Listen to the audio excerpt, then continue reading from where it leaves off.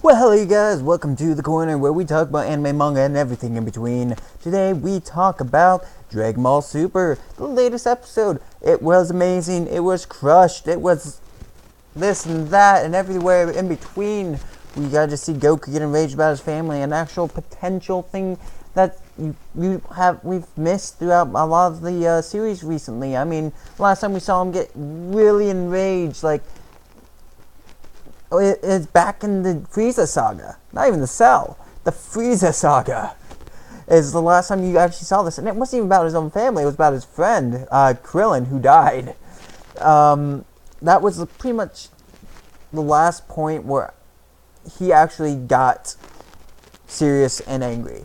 And it showed... I think he did get a little bit of a significant power boost, but as everything was going on, Zamasu himself being immortal, and Zamasu Goku being Goku and gaining this apparent ability to gain more strength as time goes on as he's being hit type of situation.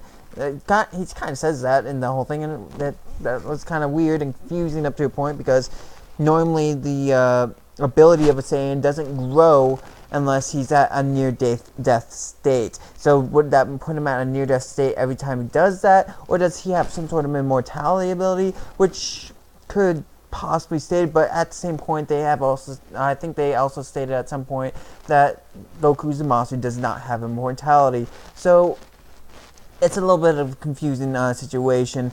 On top of that, we hit Trunks. Trunks hits a point where he gets blamed by the Zamasus for what has happened, that it was his fault that this even happened, that the timelines even got separated because they created a time machine to go back in time, which created a different timeline.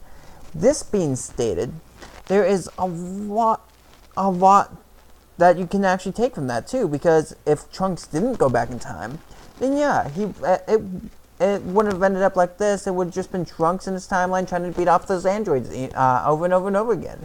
It's just how that one would have ended up. But the thing is, Trunks did go back in time. He did create an alternate timeline, and the multiverse theory came into play.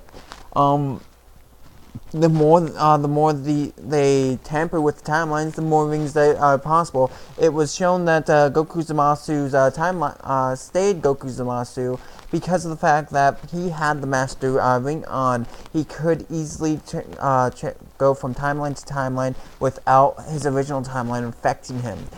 But with that being stated, that would mean that there is another timeline where Zamasu has killed Goku and his family and disappeared into the past to the future, to wherever he needed to be to find the timeline that he's at now.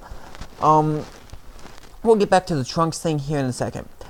Vegeta is the most discerning thing I've seen so far. Think about it. Vegeta's the only one that hasn't really gotten hurt really bad. I guess it's mainly because he hasn't really been fighting. But the more that they talk, the more it seems like Vegeta's acting more like his normal self up to a point. And it's just kind of like that back and forth, that situation where Vegeta's always been, where he wants to do what he wants, no matter what. And he hasn't really done much to show that he's even involved in this battle in the first place type of situation. He's been pushed to the sideline. He's been more trying to understand the situation over doing anything about the situation at hand. Anyways, on top of that, we will get to Trunks now. Trunks himself got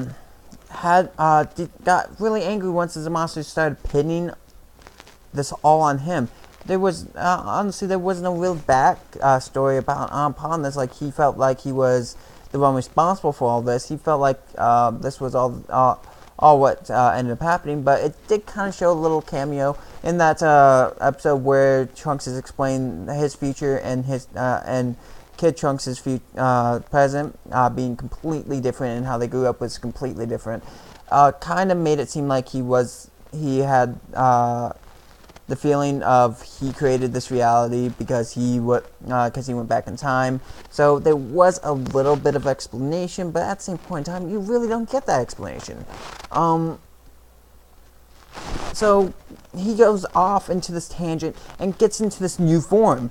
Oh my gosh, it's a Super Saiyan form with the lacings of a God Key, blue God Key at least, not red God Key, but blue God Key, meaning he has transcended the Super Saiyan form and didn't even hit Super Saiyan 3. He transcended that situation. He hit a different situation where he's I would actually kind of call this the actual Super Saiyan God mode, over God mode and Super Saiyan God Super Saiyan or something or whatsoever, because it's a form where he, or a temporary mode where he has God Key available and his Super Saiyan keys are on it, but he doesn't have control of God form, so he doesn't transform all the way type of situation. So he's as strong as one, but he doesn't have the same stuff. He also goes white in the eyes, just like the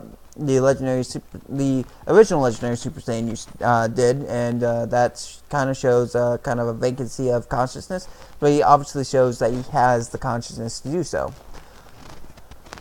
But for those people that I'm going to give a little bit of an explanation here.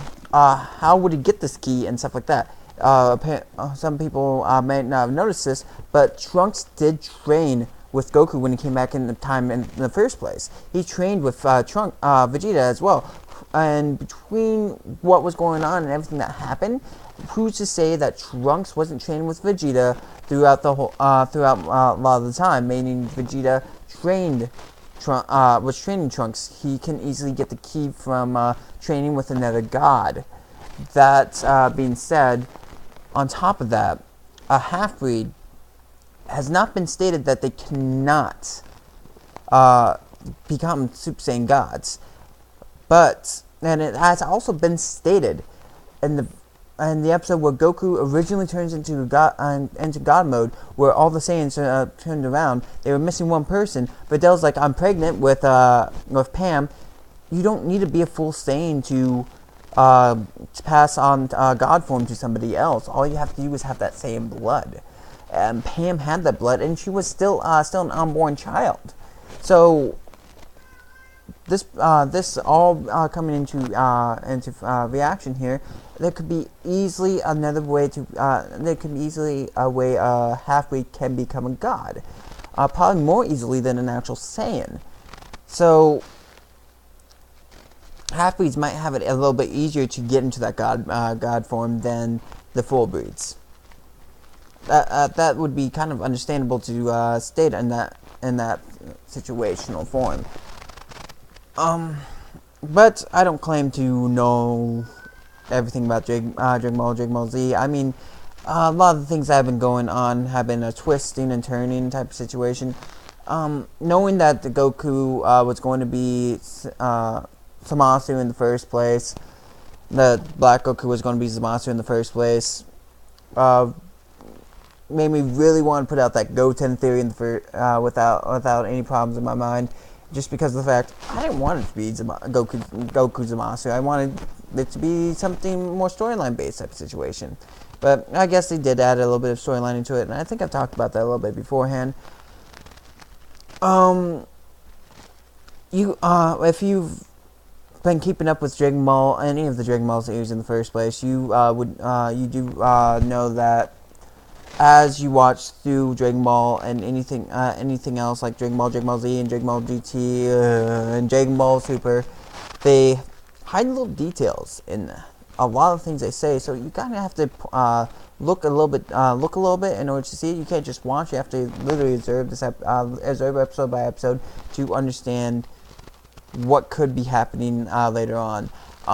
This episode kind of shows Vegeta disdaining from the battle, Goku getting angry because Zamasu killed his family, Zamasu being the cliche villain who wants to enrage his foes, and honestly, back to my theory about the Super Saiyan God form in the first place, it could be the thing that actually boosts his power in God mode in the first place. But on top of that, Trunks getting enraged and going through it, I must say, I loved this episode. It was amazing. It was awesome. And I'm sorry this is a little late. I would have had it up earlier, but unfortunately I had to wait to do a few things. It was really, really annoying. But anyways, I hope you guys enjoyed this. Enjoyed this review I've done. I don't do this episode by episode reviews or chapter by chapter reviews often, but when it comes to these exciting chapters where it needs to be talked about, I will be there. I'll talk about it type of situation. Other than that, I hope you guys have a great... Wait, let's wait for that one. There should be something right down here soon that will pop up. Subscribe to my channel. Tell me how I'm doing. Give me comments, like, and share if you must. Could always use more help to improve my videos so I can do a better job at doing these reviews. Anyways, until the next time, you guys have a great day and a fun one as well.